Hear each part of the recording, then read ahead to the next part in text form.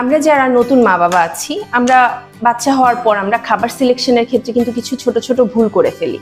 সেই ভুলগুলো যদি আমরা না করি তাহলে কিন্তু আমরা আমাদের বাচ্চাদেরকে পুষ্টিকর এবং স্বাস্থ্যকর খাবার দিতে পারি। প্রথমেই আমরা যে ভুলটা করি, আমরা বাচ্চাদের জন্য প্রথমেই প্যাকেটজাত খাবার সিলেক্ট করি। প্যাকেটজাত খাবারে কিন্তু প্রচুর পরিমাণ চিনি, প্রিজারভেটিভস এবং কৃত্রিম উপাদান থাকে, যেগুলো বাচ্চাদের শরীরের জন্য খুবই ক্ষতিকর। এবং আমরা যদি দীর্ঘমেয়াদী চিন্তা করি, সেক্ষেত্রেও কিন্তু বাচ্চাদের শারীরিক এবং মানসিক বিকাশে অনেক বাধা সৃষ্টি করতে পারে।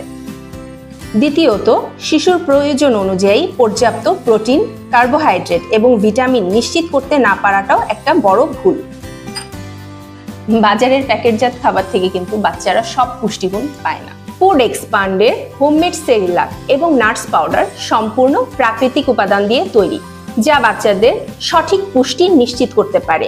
এতে কোনো ধরনের প্রিজারভেটিভস বা কৃত্রিম উপাদান নেই, ফলে এটি একটি নিরাপদ ও স্বাস্থ্যকর বিকল্প।